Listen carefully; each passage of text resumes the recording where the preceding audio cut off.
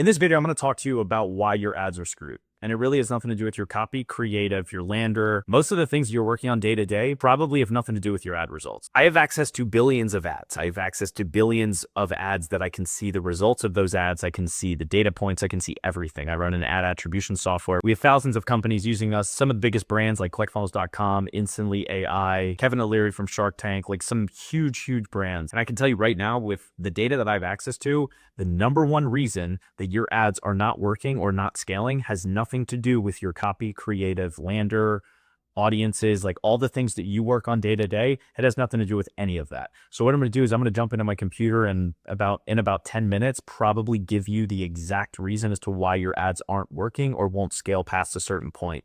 And again, it has nothing to do with the things that you work on every single day, but I will show you how to fix it. So let's go ahead and dive in. All right, guys. So inside my computer now, I just created this really high level diagram for you, and I'm going to keep this as short as I possibly can, but it might get a little technical. But again, like, I'm sorry, the sort of flashy, sexy things that you see online about like how to get better results with ads and how to scale ads faster. And it's like this audience, it's this creative, this copy trick, this hack, somebody's selling you a course. Like, those are the things that just, I mean, maybe for beginners that would like kind of work. But if you're someone that's like really trying to scale their ads to a substantial level, then these are the things that really matter. This is the type of stuff that really matters. And again, to some people it might be the sexy stuff, but like this is not. This is kind of technical. All right, but you'll still understand it if you're watching this and you're trying to scale ads to like $1,000, $10,000, $100,000.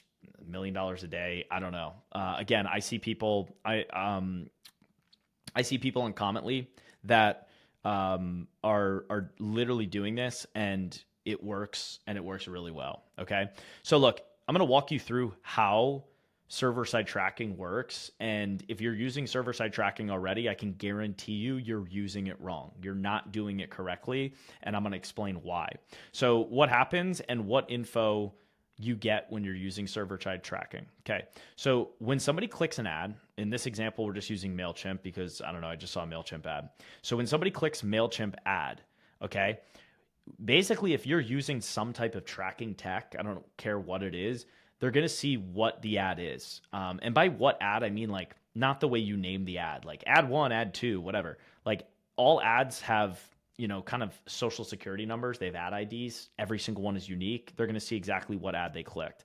They're going to get the UTMs. They're going to get the Facebook click ID. Okay. It's kind of like a Facebook parameter that they use to sort of designate ads.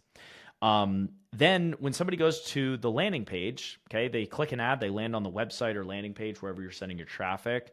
What you're going to get here, you're going to get their IP, their user agent, their device, all this type of stuff. This basically creates what's called a user profile. Okay. Again, Commently does this, ad attribution software. It does this for you automatically, but this is the type of stuff that you're able to track. So when someone lands on the site, again, this is also just side note, like when you browse a website, you know, without opting in your information, you think you're anonymous. You're actually not. They've built an entire profile on you, and can basically they basically know who you are without you even telling them. Okay, and there's other softwares out there like de-anonymization softwares that without you even opting in your information can pull it. But anyway, we're kind of talking about like server-side tracking and ad tracking today. So basically, this creates a user profile, okay? So when you land on their site or your landing page, then what happens is they go ahead and they opt in their information, okay? We do this all day. I opted in on something the other day, like whatever. So people opt in as a lead, as a, you know, book a call, book a demo, whatever it might be. Name, email, phone. So now this now adds to the profile, okay? Before, we didn't know name and email. Now we do because they opted in and gave it to us. But before, we just knew IP, user agent, device fingerprint, browser cookies. If you don't know what these are, I'm not going to get too into them right now. It's not really the point of the video. But then what happens is we get name, email, phone number. Okay, let's say they opt in. It's a lead generated event. Cool, we just got a lead. Now we have 10 data points on this person, probably more. Then what happens is, so most people are using the, let's just say for Facebook ads, right? Most people are using the Metapixel, just a browser event. You just throw it on the landing page, or I'm sorry, you throw it on the thank you page, and it just says like, hey, congratulations, you got a lead. That doesn't work at scale. Okay. It breaks. There's massive flaws with browser tracking with iOS 14, with all these different types of ad blockers and things like that. Doesn't work anymore. The other thing people do is they'll use conversion API. They'll use a server-side tracking.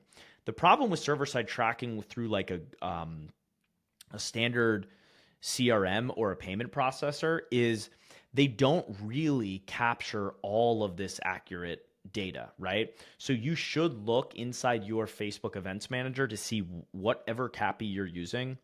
If you're using a conversion API, you should see what data it's sending for every event, okay? For example, like, for our schedule event or MQL event, this is what we consider marketing qualified lead MQL. We get a 9.3 out of 10. That's about as high as you're going to get in terms of the match quality score, okay? And we're able to get that because we send through tons of different data points, all these shared parameters. Go inside your events manager right now, click the event that you're optimizing your ads on. For us, it's MQL. For you, it might be purchase. If you're e-commerce, it might be purchase. For other sales-led businesses, lead generation businesses, you might do lead or something like that. Go in and take a look what you're optimizing for. See what your match quality is. If it's below an 8, honestly, if it's below a 9, there's something wrong.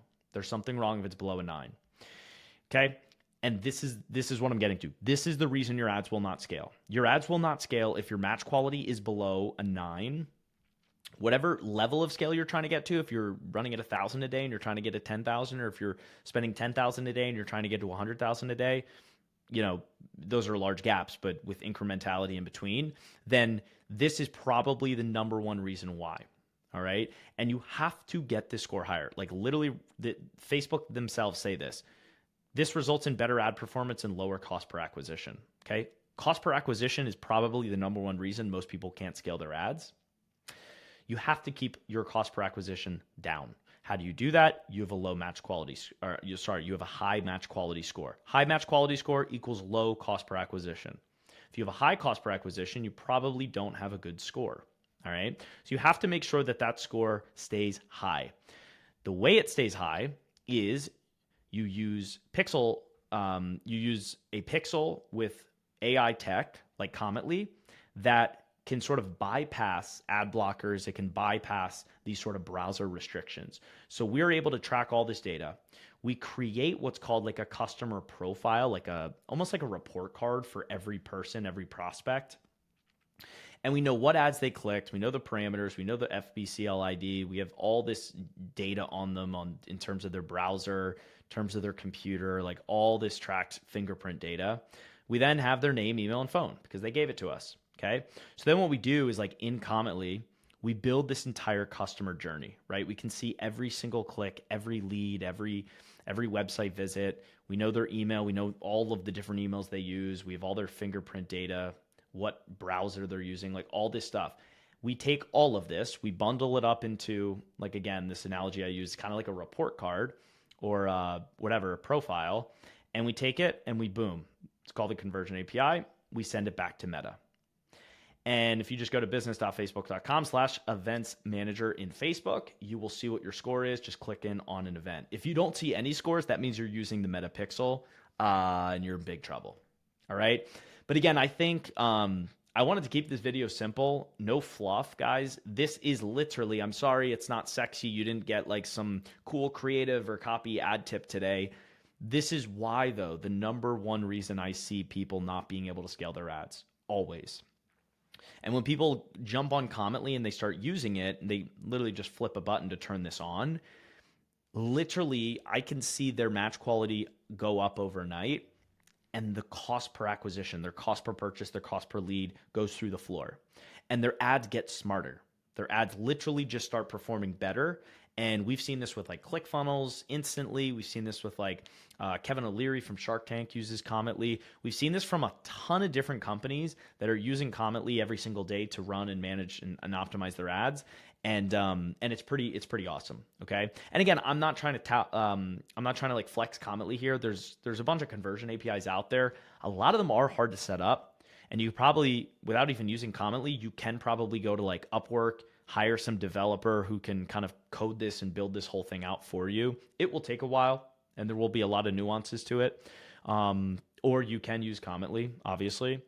And yeah, guys, increase your match quality score, low, lower your cost per acquisition, increase your ad results. All right. By the way, guys, if you like this video, in the description down below, we have access to a free community where we talk about all this type of stuff. We do go over ad tips, different ad scaling strategies called data-driven ads. If you're someone who likes data, likes to look and get into the weeds on analytics and kind of that side of the media buying stuff and marketing, you're definitely going to love data-driven ads. Again, free, completely free community, bunch of people in there hanging out, talking about ad stuff. So go ahead down below. And also, if you want to start a free trial on Commently, that's in the description too. That's all I got for you guys. Thanks for watching. Have a good day.